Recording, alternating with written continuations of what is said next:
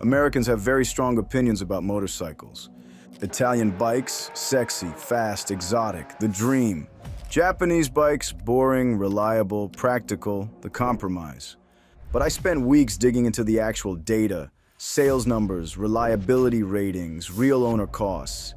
And the truth is way more interesting than the stereotype.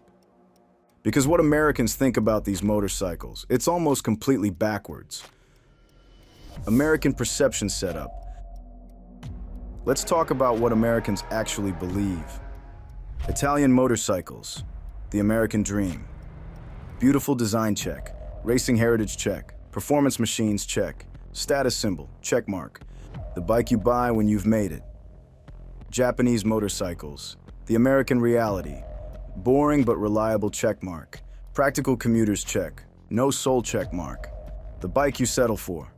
Walk into any American motorcycle meetup and this is what you'll hear. Ducati, that's passion. Honda, that's transportation. But here's something most Americans don't know. Japanese brands outsell Italian brands 10-1 in the US market. So if Italian bikes are so superior, why does almost nobody actually buy them? Let me show you what the data actually says. Italian motorcycles, perception versus reality. Let's start with Italy, because American perception of Italian bikes is correct about one thing. They're absolutely gorgeous. Ducati Panigale, Aprilia RSV4, MV Agusta F4.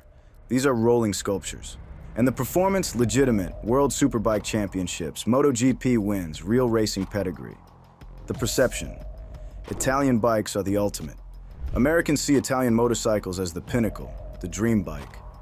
If you can afford a Ducati, you've made it. That's the story we tell ourselves. The reality, beautiful problems. Now here's what Americans don't talk about. Reality number one, reliability is complicated. Consumer Reports, J.D. Power. Every major reliability survey shows Italian brands reporting roughly 2 to 3 times higher owner-reported issues than Japanese brands.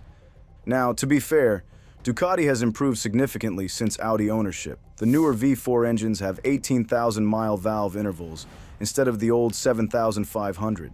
But here's the catch. Most people buy used, and in the used market, you're dealing with the desmodromic valve service schedule. Major service, still $1,000 to $2,000. My local Ducati service department sees the same bikes every 6 to 9 months. The Japanese bikes, once a year maybe. Reality number two, cost of ownership is insane. 5-year Ducati ownership, purchase, $18,000, used Panigale.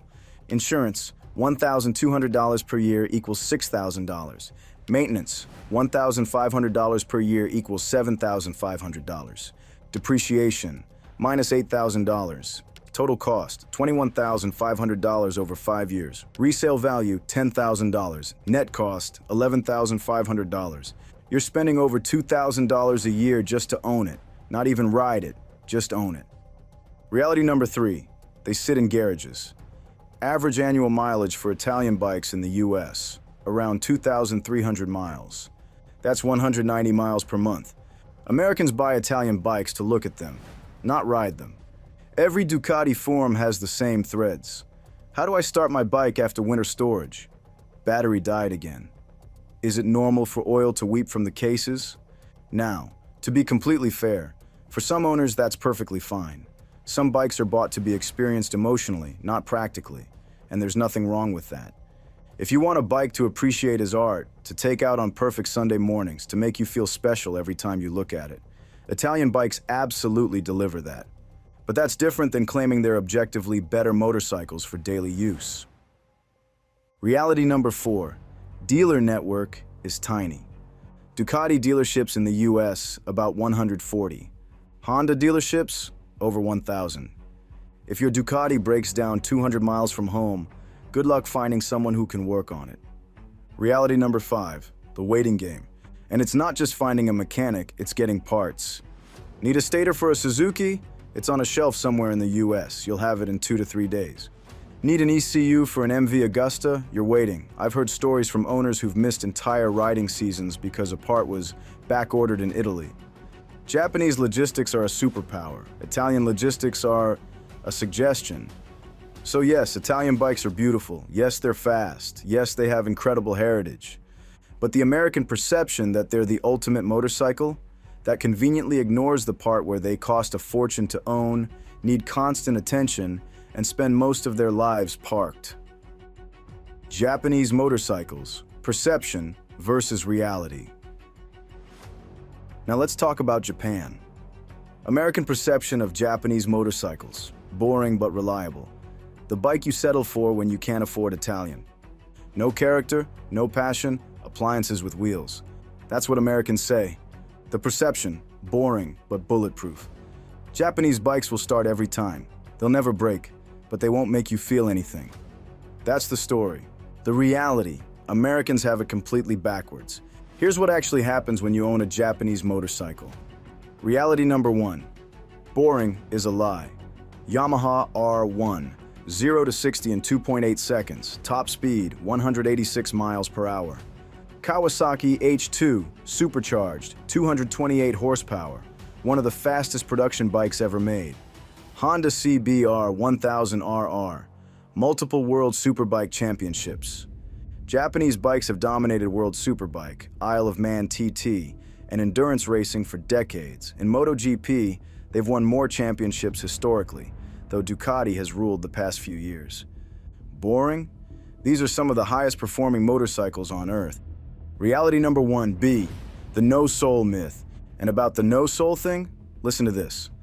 That's a Yamaha R1 with a cross-plane crankshaft engine. That irregular firing order, that's not a sewing machine, that's theater. It sounds like a MotoGP bike. The idea that Japanese bikes can't do emotion died 10 years ago. We just haven't updated our perceptions. Reality number 2. Reliability isn't the compromise, it's the foundation.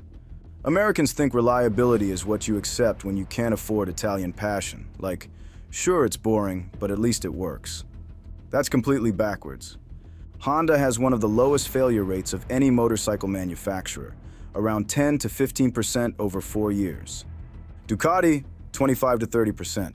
Reliability isn't the selling point you settle for. It's the foundation that lets you actually ride the bike instead of constantly working on it. Reality number 3.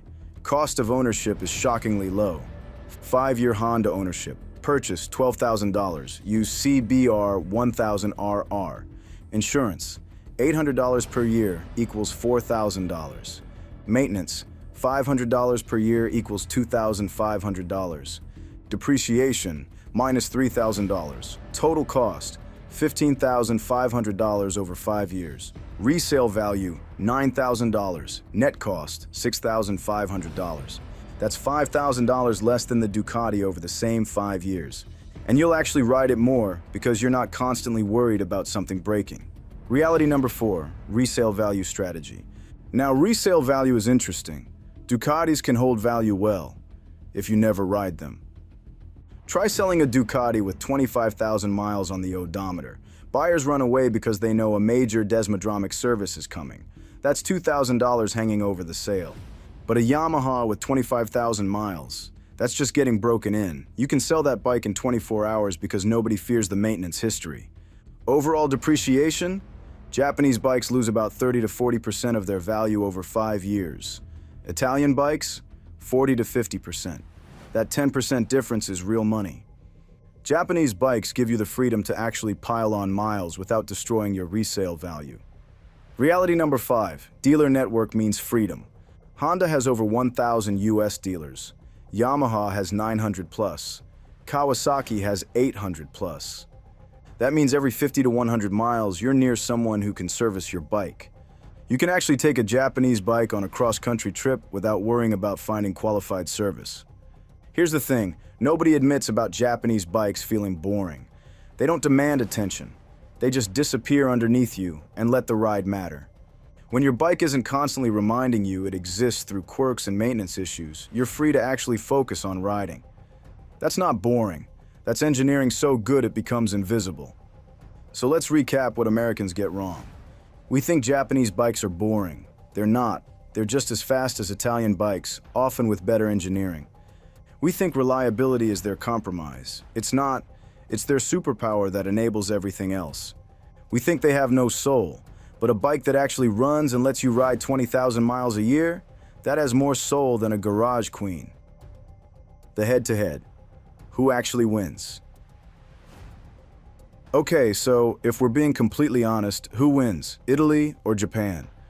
Well, it depends on what you actually want to do with a motorcycle. Let's break it down by category. Category 1, performance, track days. If you're doing track days and you care about lap times, Italian bikes have a slight edge in handling feel and rider feedback. Ducati's electronics packages are genuinely incredible. But here's the reality. Japanese leader bikes are within 1 to 2 seconds per lap of Italian bikes on most tracks, and that gap depends heavily on the rider. For 99% of riders, the performance difference is unnoticeable. Winner, Italy, by a narrow margin. Category 2, reliability. If you want a bike that starts every time and doesn't need constant maintenance, this isn't even close. Japanese bikes report 2 to 3 times fewer issues over the first 4 years of ownership. Winner, Japan, by a landslide. Category 3, cost of ownership. Over 5 years, a Japanese bike costs $4,000 to $6,000 less to own than an equivalent Italian bike. That's gear, that's track days, that's a vacation, that's another bike. Winner, Japan. Category 4, dealer and service support. If your bike breaks down, who can help you? Japan has roughly 7 to 10 times the dealer network depending on the brand. That's the difference between being stranded and being back on the road in a day. Winner, Japan. Category 5, design and aesthetics. If you want a bike that looks like rolling art, Italian bikes are objectively more beautiful. They're designed by people who obsess over lines, curves, and emotional impact. A Ducati Panigale looks like it's going 150 miles per hour standing still. Winner, Italy. Category 6, resale value and depreciation. Who loses less money over 5 years of real riding? Japanese bikes depreciate about 10% less, and they sell much faster when you have actual mileage on them. Winner, Japan. The final tally, Italy wins. 2 categories, performance, design. Performance edge is 1 to 2 seconds per lap, rider dependent. Japan wins 4 categories, reliability, cost, support, resale. So here's the truth Americans don't want to admit. For the way most Americans actually ride, Japanese bikes are the smarter choice. They're as fast as 99% of riders can handle. They cost significantly less to own. They break far less often. They hold value better when you put real miles on them, and you can actually service them anywhere. Italian bikes win on pure emotion and aesthetics, and that genuinely matters. Design is real value, but it's not practical for most riders who want to put serious miles on their bikes. What Americans get wrong. So why do Americans get this so wrong? 3 reasons. Reason number 1, we confuse marketing with reality. Ducati spends millions telling us their bikes represent passion, soul, Italian art. And it works. We believe it. But here's the thing. Honda doesn't need to market passion. Their bikes sell themselves through actual performance and reliability. Reason number 2, we value exclusivity over function. Americans love rare things. Italian bikes are uncommon in the US, only about 140 Ducati dealers nationwide. But rare doesn't automatically mean better. Often it just means fewer people want to deal with the hassle. Reason number 3, we don't actually ride that much. Average American motorcycle rider, around 2,800 to 3,200 miles per year, according to the Motorcycle Industry Council. If you're only riding 3,000 miles a year, reliability doesn't matter as much. Your bike sits in the garage most of the time anyway. So buying the Italian dream bike makes sense if you're barely riding it. But if you actually want to put 10,000, 15,000, 20,000 miles on a bike per year, Japanese wins every single time. Look, here's my take. If you want a motorcycle to admire in your garage, to take out a few times a year, to make you feel special when you tell people what you ride, buy Italian. I genuinely get it. They're beautiful machines that deliver real emotional value. But if you want a motorcycle to actually ride, to commute on, to tour on, to track on, to put serious miles on, Japanese bikes are objectively the smarter choice for most riders. The truth is, Japanese bikes aren't boring. They're just so competent at everything they do that we take them for granted. And here's the biggest irony. The most passionate riders, the ones logging 20,000 plus miles per year, doing track days every month, touring across continents, they almost all ride Japanese. Because real passion isn't about what's parked in your garage, it's about what's on the road. So here's my question, Italian or Japanese? And be brutally honest, how many miles did you actually put on your bike last year? I'll pin the best answers, and yes, I'm genuinely curious about your real numbers. If this changed how you think about motorcycles, hit that like button. And vote in the comments, should I do German versus American next? BMW versus Harley? Let me know which matchup you want to see. Thanks for watching, see you in the next one.